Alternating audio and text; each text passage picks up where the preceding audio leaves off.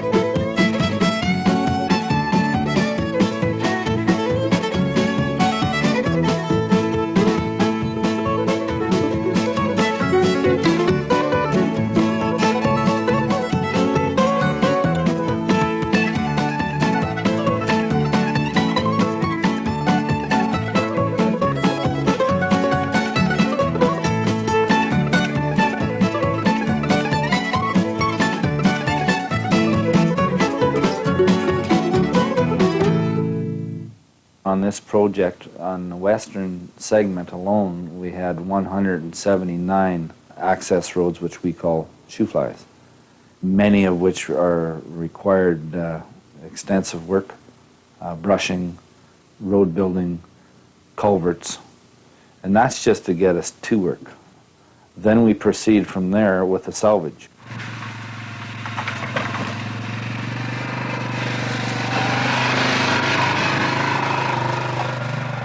Getting the salvage off of this country is a project all in itself.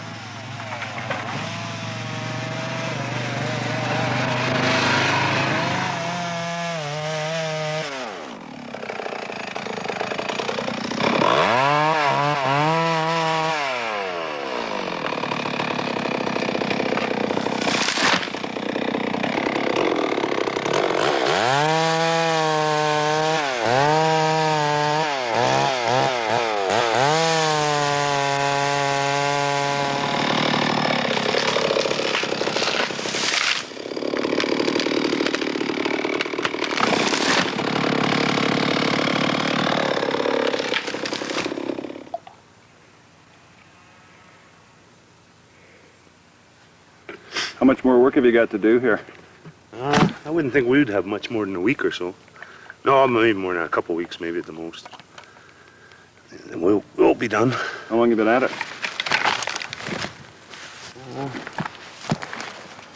Probably 6 weeks, I guess. That's not bad. Yeah. Making good money? Just the usual. Not good enough.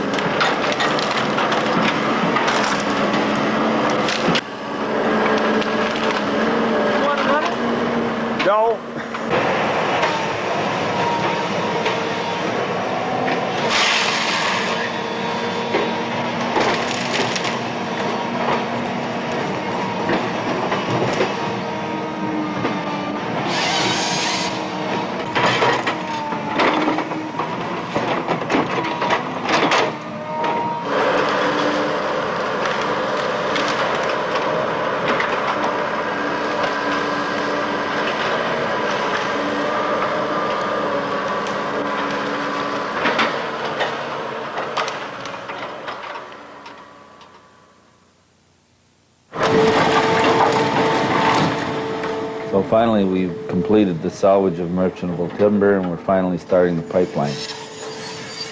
Then we begin removing duff to save the topsoil so that we can bring that back on cleanup, protect the seed bank.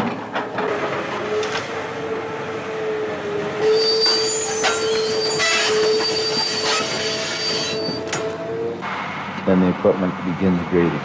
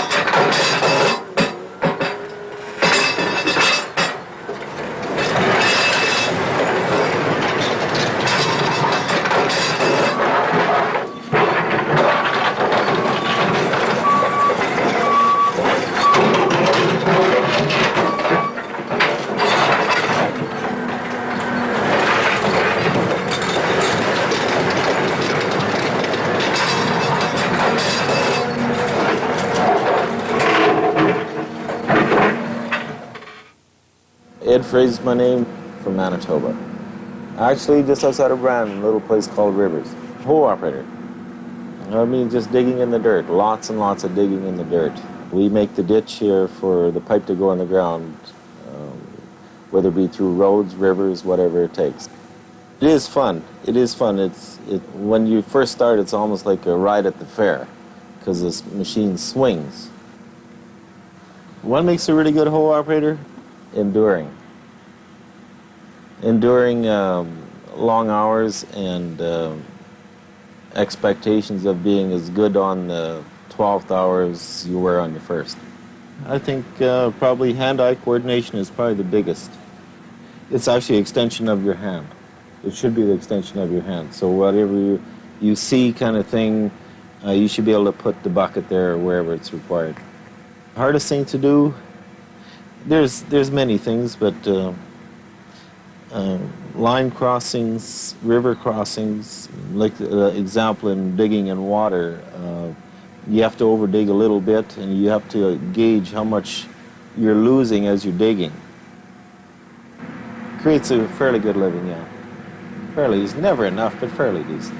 Yeah. I have a Harley and a nice pickup truck and a few quads and Sea-Doos and sleds, you know the story, toys. We kind of think we work hard, so we have to enjoy ourselves when we're not working. One of the worst things about this job is you're digging all day, you go home at night and you go to sleep, and you're still digging. You're dreaming of digging. You don't get paid for that time.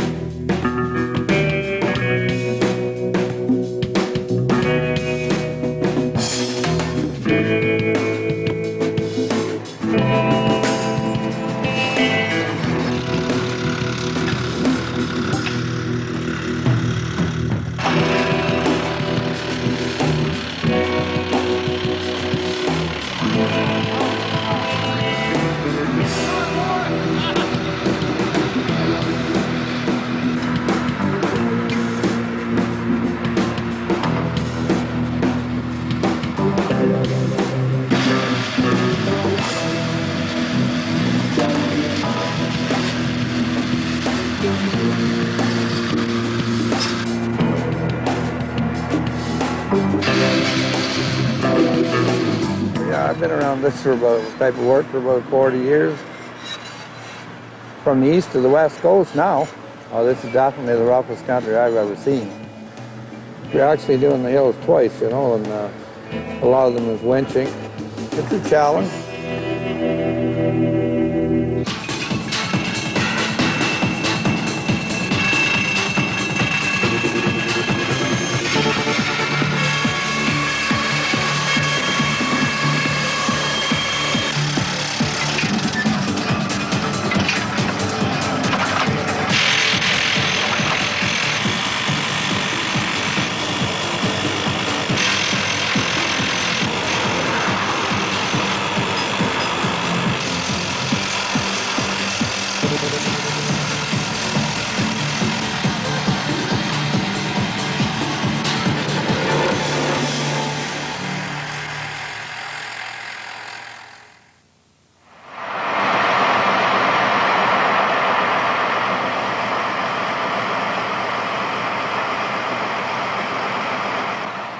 It's a new truck. It's only got 20,000 kilometers on it. Fairly state-of-the-art for an off-highway truck.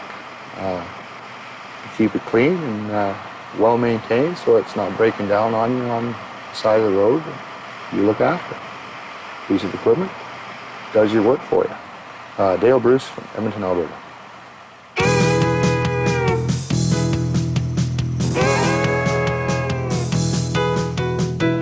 I'm a string and truck driver. I haul pipe from a stockpile site somewhere in the world to a pipeline right away somewhere else in the world. Basically, we go a little bit slower than everybody else and pay a little more attention than everybody else.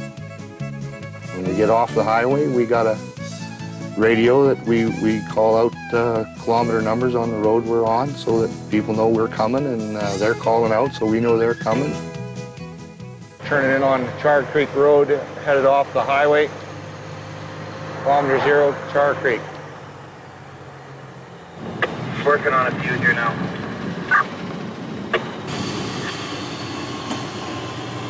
Empty pipe truck crossing the bridge at Char Creek.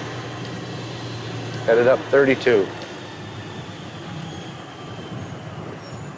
As long as your truck makes the corner here on the bridge, your trailer pretty much makes it too.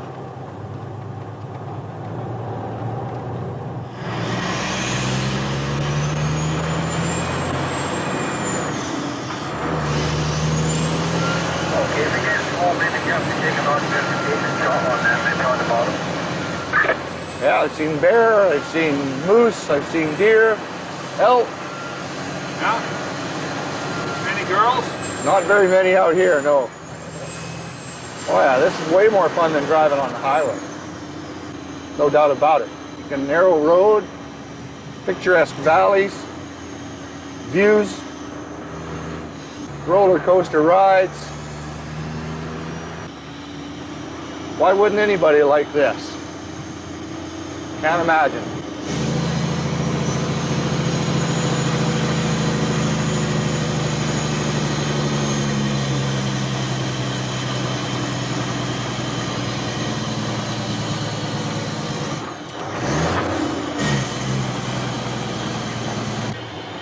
Okay, I'm there.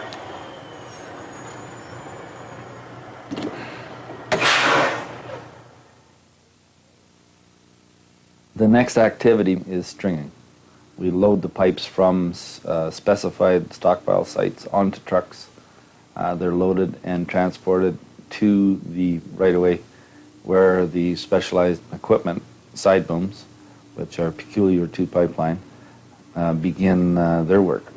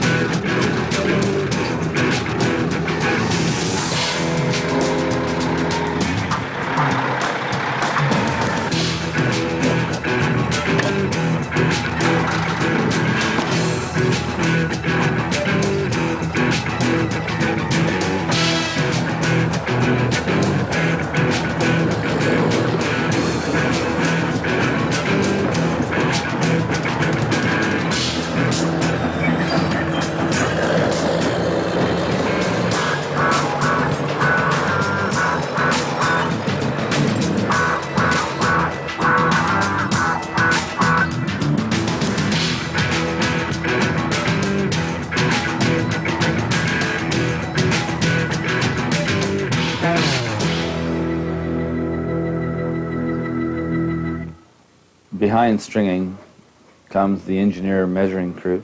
They measure every pipe length, and they actually shoot the terrain and come up with a profile to establish where to bend the pipe, and they mark out each pipe joint, where to begin the bend, end the bend, how many degrees, sag, overbend, side bend, and that is all put on the pipe for identification for the bending crew to come behind.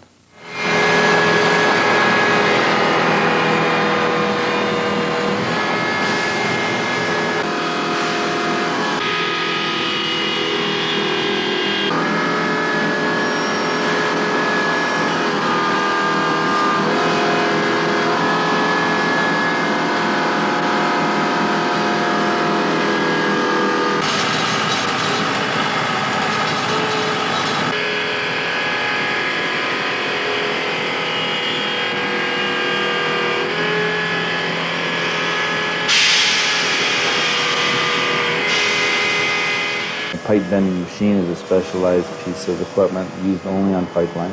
Side boom picks up each piece of pipe that has been designated for a bend, and they insert it into the bending machine, and that is bent to specification, then restrung on the pipeline right away, ready for the setup crew.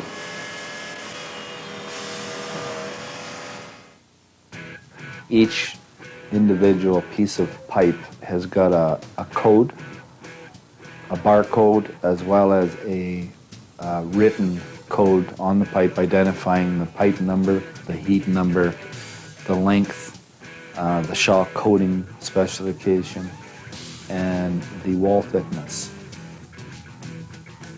We have various thicknesses of pipe and coatings. The coating thickness changes are for difficult road bores or rock hills. The thickness of pipe changes are for populated areas and or, again, difficult mountainous terrain. If for some reason there was ever an integrity problem, we could actually pull up our records and identify to the centimeter where that piece of pipe is in the ground. Each meter of pipeline is identified, every bend where it is placed in the ground. If you wanted me to dig up any portion of this 310 kilometer pipeline, we could come within a centimeter of where you would want me to dig up, and I would bet you a case of beer on it.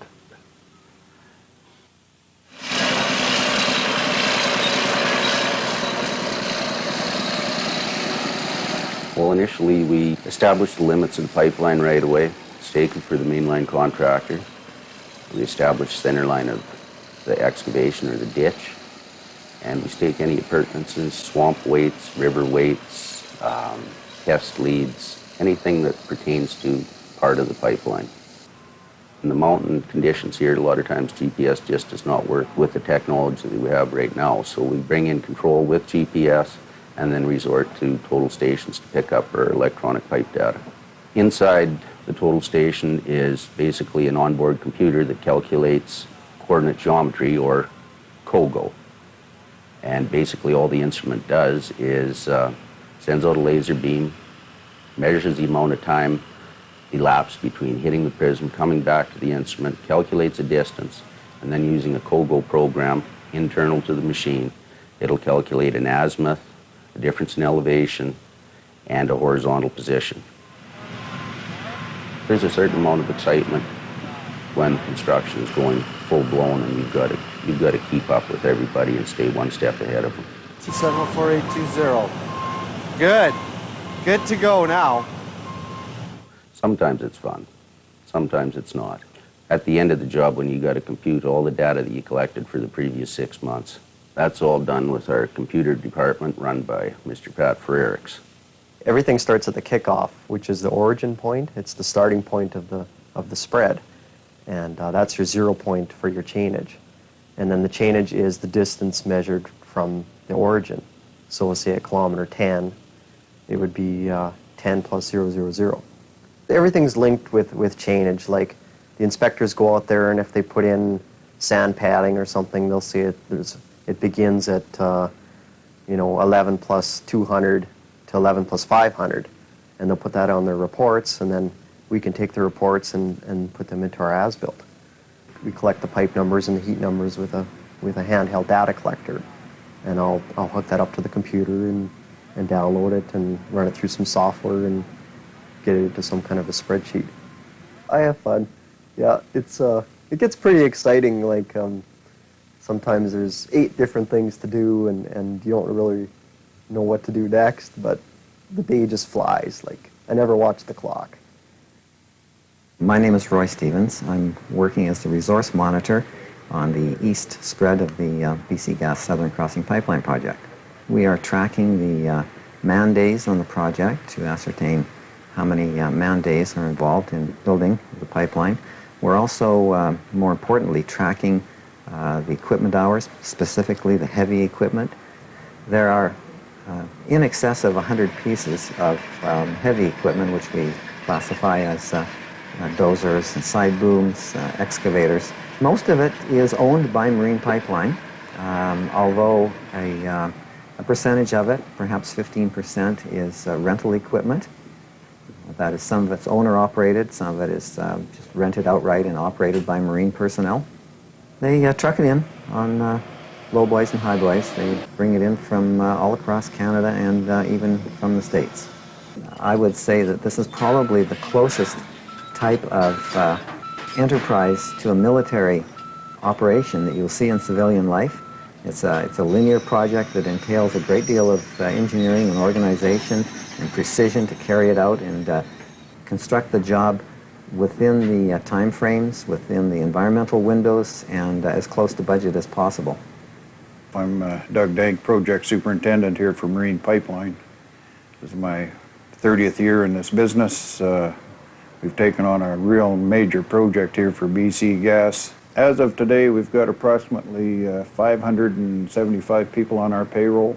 We've got from our access crews, which fix up the roads to get to the right-of-way, our grade crews, right through to our lowering in and cleanup crews, about 20 foremen on staff. We also have a major rock sub out here, which is looking after the drilling and blasting, which is McCaws out of Rocky Mountain House, Alberta. We also have a clearing sub out there, Simcoe, out of Fort St. John. Between our crews and our subs, we're close to 700 men. We've had 5 weeks without any rain. We're fighting lots of dust right now. We've got 7 water trucks watering roads in the right-of-way to try to make the environment a little more easier to work in. We're also dealing with a very high forest fire danger right now, which is very much in forefront of everybody's mind. It's a very big concern for all of us.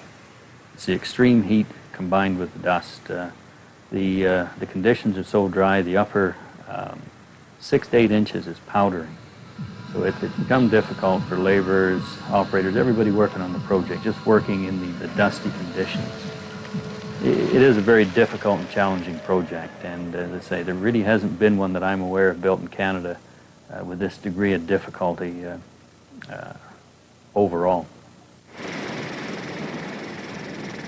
The terrain varies from extremely mountainous, very rugged, down into the Grand Forks area, which is very congested with businesses, greenhouses, private dwellings,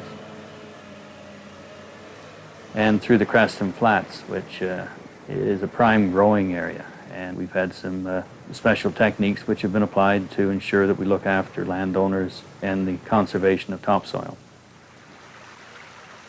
A lot of effort has gone into working with the regulators, both provincial and federal. We've got some very well-defined, strict guidelines to work towards. And that's where the diligence comes in. The enjoyment on these projects tends to be in the front end, where the routing and the preliminary surveys occur. As you get into the projects, the nature of projects anymore is an extensive amount of paperwork. And that's the stage we're at now, is churning through the paperwork as everyone else continues the state of business in the field.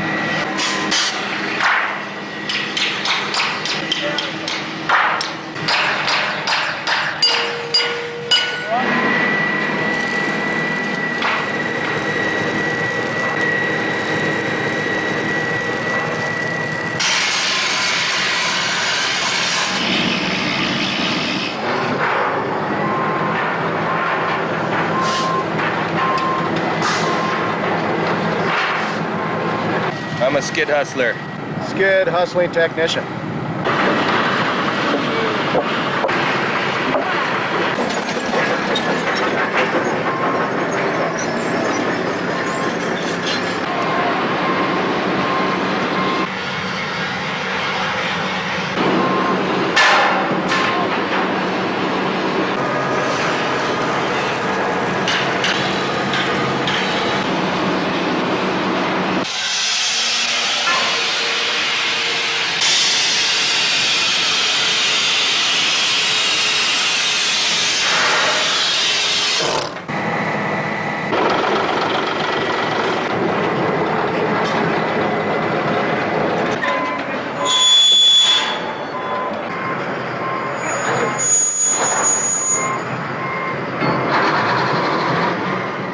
Pipeline, if you wanted to compare it to a factory type industry, is almost in reverse. Where in a factory you have production lines where the product is moving by you, and in the pipeline the workers are moving by the product, which is the pipeline. And as each worker moves by applying his or her trade, their work is finished and completed, and you leave that product in place, ready for the next activity. The main welding gang is a very large crew, very expensive crew, and they have to be very well organized, as all the aspects are, and get the maximum production per day so that they can all get laid off and save the company a lot of money.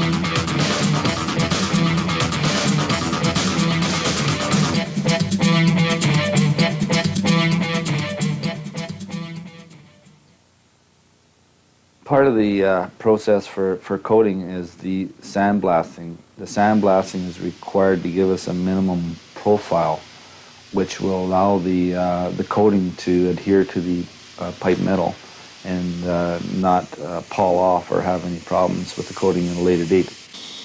The fellow that's actually doing the sandblasting, he has to have a fairly good touch, and it's extremely noisy, extremely hot, and a very cumbersome suit is required to complete this work for his safety. There's different applications for coating on pipeline. The one we're using here is an epoxy coating that we apply externally to the welds, and they're applied with a brush and a roller. The epoxy coating itself is basically a two-part compound that's mixed on site, and it's one of the best solutions that we can find today for coating our weld areas. The integrity of the pipeline system is part and parcel with the coating of the welds. We can have a perfectly good coating on our pipe joints, and then our weld areas that have just been welded, if we do not do a very, very good job there, then our whole integrity of our pipeline is in jeopardy later on. Once we finish the application of the coating product onto our welded areas, we have a crew come behind and they jeep the pipe. It's a machine that we use to put on the pipe and detect whether or not there's any holes in our coating, called holidays. Pipeliners call it not a holiday, we call it a jeep.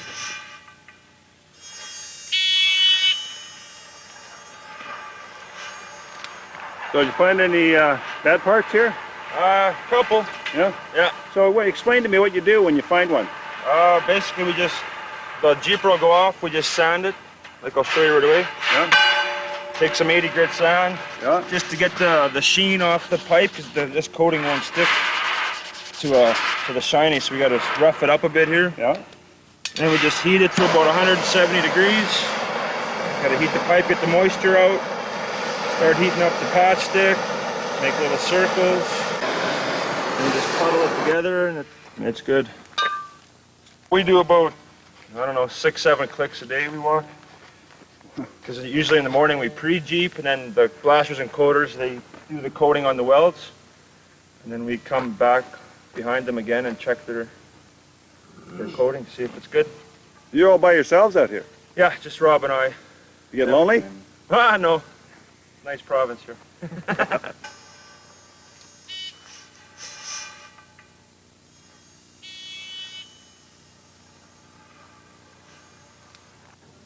If you can visualize, here's this pipeline built and welded in a continuous manner and following the contour of the land, and it's sitting on top of the ground.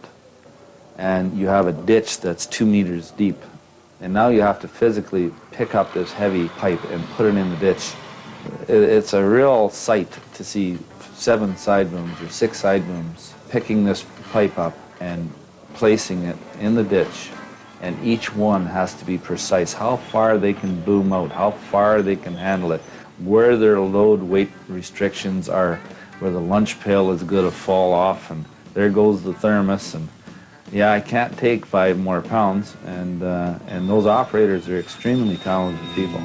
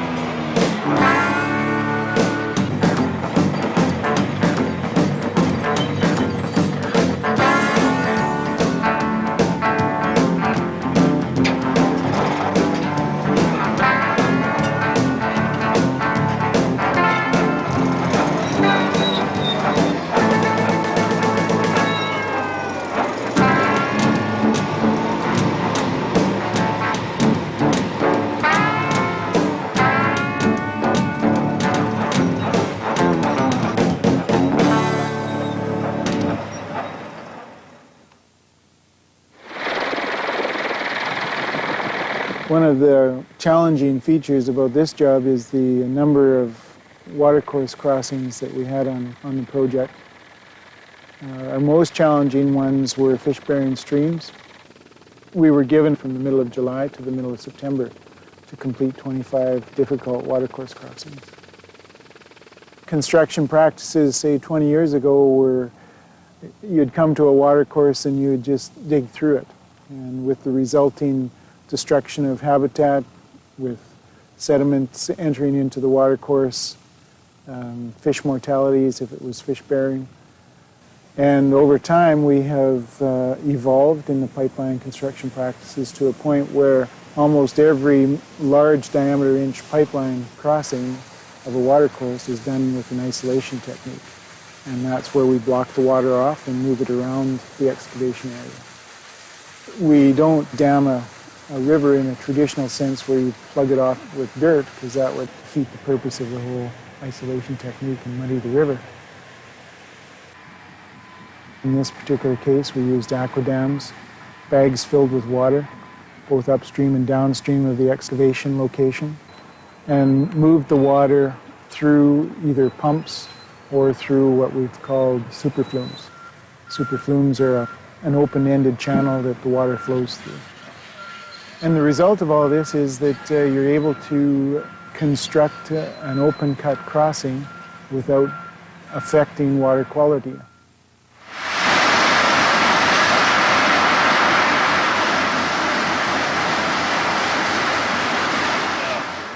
We're contracted here to do the fish salvage and environmental monitoring work. So what we do is, you can see here, we put nets downstream and upstream. And we isolate a section of the channel and we move them upstream, keep it away from the effects from the pipeline. We took about 50 fish out of this one small section here. And there's still a few adult bull trout. We didn't want to shock them because the bigger the fish, the greater the chance that they'll be hurt or injured. And plus they're in a delicate stage right now, getting close to their spawning period. We've caught a few out of here today just with the nets, and we've moved them out. And we hope to have them all out by the time they blast, so there's no effects from the aftershock in the water. We found probably a 50-50 ratio of bull trout and rainbow trout in this stream. Sizes range from fry to juveniles to the adults. We pulled one out of here about 7 pounds today, and we moved it upstream as well.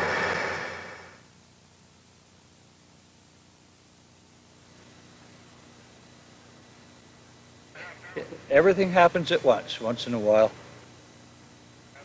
You know, they went across this creek with a pipeline, and we, in pouring rain like we'd never seen here hardly before, like it was raining that night. The boys treated us really good, and we treated them real good. So, and we're more than happy.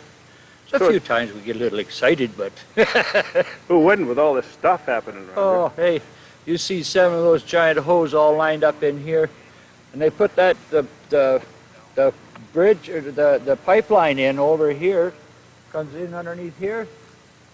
You wouldn't even know that they were there. You know, they put the big dam in there, their amphib dam, and you know, there was just nothing. We had, I think it was 51 fish caught in the and put over into the other part. Was Joe having fun? Oh, Joe's loving it. He's out with his wheelchair every day he can get out. And like I say, the boys, they fix up the driveway for him, look after everything for us. They've watered our driveway, they've calciumed the driveway. We got no problems. We did good, they did good. And the creek, well, as far as I'm concerned, it's never been better. Our attention is not just focused on creeks, it's every part of the right-of-way.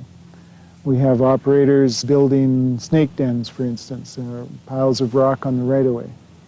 We also use woody debris as habitat enhancement of the disturbed right-of-way that we have. So our efforts are very much to, if we can't restore it perfectly, we try to compensate habitat loss through other measures.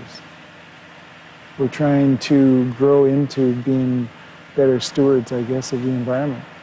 So we're coming at it from a different point of view, not just digging a ditch and getting a pipeline in the ground.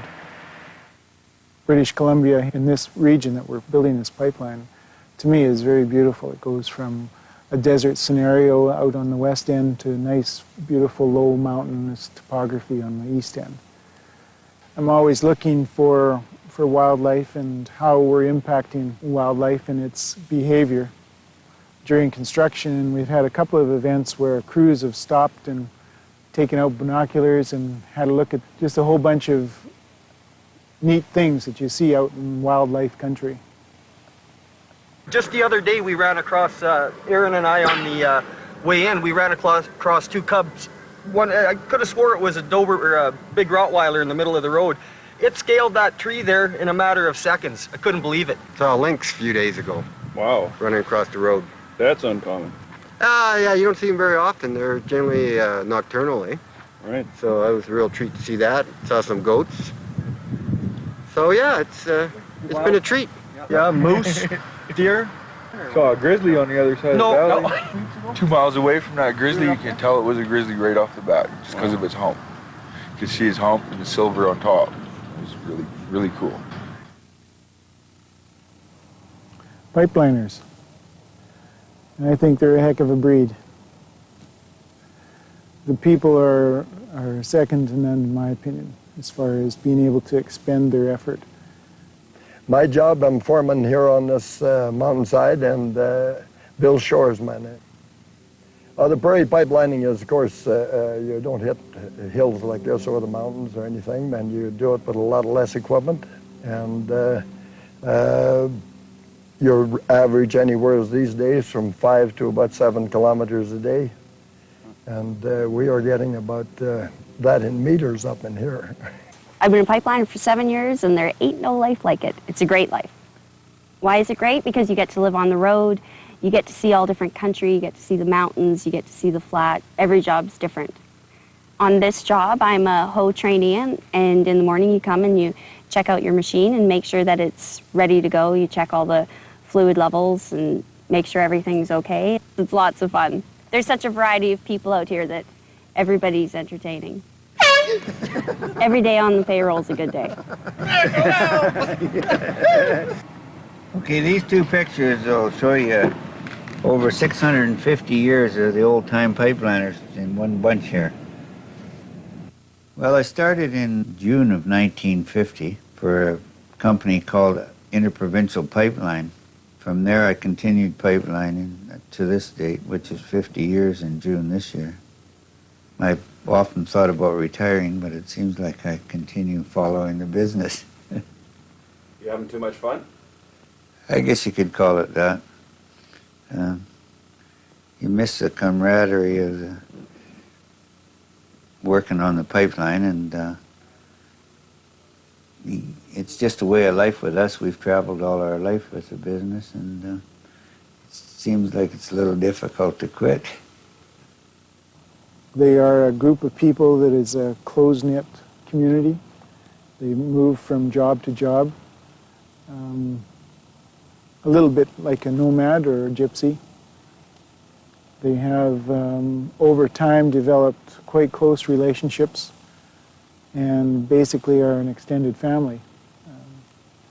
And that's quite important because we are away from our families for such a long time, and we do rely on each other for our safety and our moral support. And I think it's a very unique lifestyle. I'm quite proud to be with them.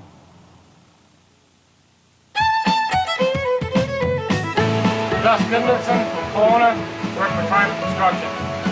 Hi, Jeff Scoons, laborer, foreman, Pacific Underground Installations. Merv Scherbacker, Fort St. John right now. Willie Grant, Spacer, Surrey, BC. William Warburg from Invermere, BC. Hi, my name's Maureen and I come from Coldwater, Ontario. Richard Franchuk, welder, Edmonton, Alberta. My name is Neil Brown, I'm from Ontario. I'm Daryl Anderson, I'm from Anywhere, BC. Wade Sheets, Oiler, Nanaimo, BC. Mike Blake, Victoria, Swamper. Hi, my name is Gunter Bowman, I'm from Parksville, BC, and I drive the tie-in coating truck. Greg Miller, Fort St. John, I'm a sandblaster coder on this job here. Tim Gregory, Teamster, Thunder Bay, Ontario. Robert Angelski, Regina, Saskatchewan, Jeeper. My name is Lisa Nolan, and I'm a hoe trainee for Bill Shore. I'm Bill Shore, and I'm running the machine, and Lisa is my oiler on the machine. Jim Carruthers, mechanic, Fredericton, New Brunswick.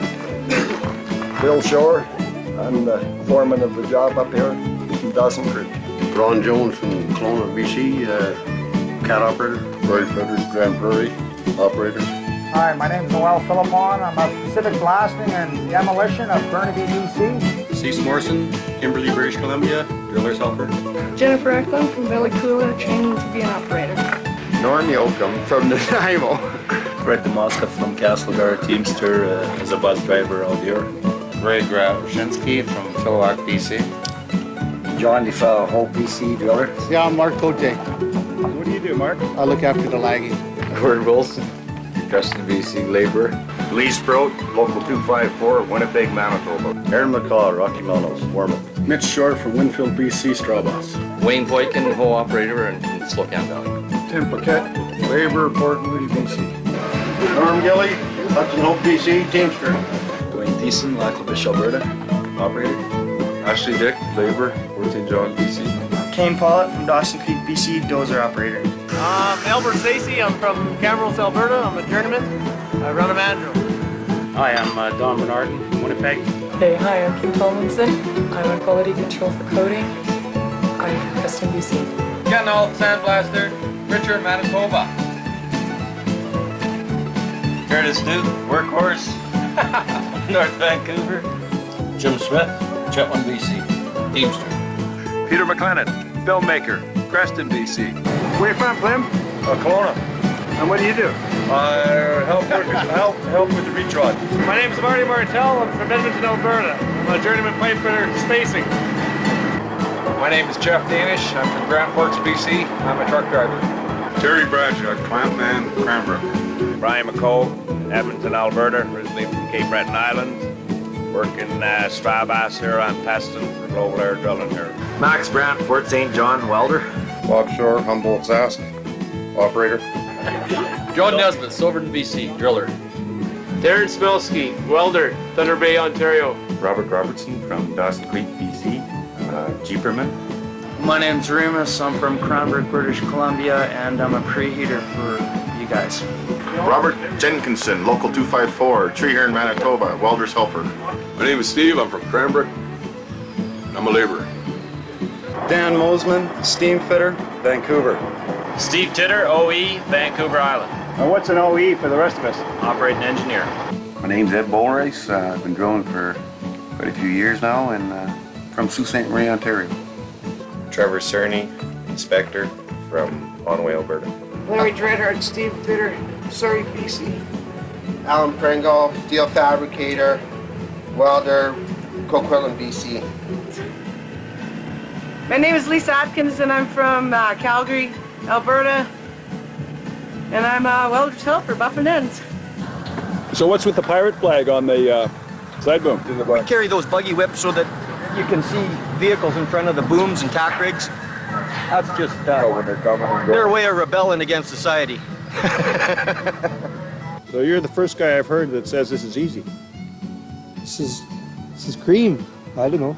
It's not hard. Talk to the Prairie Boys. They're the ones that say it's hard. Yeah. It's easy. Sure.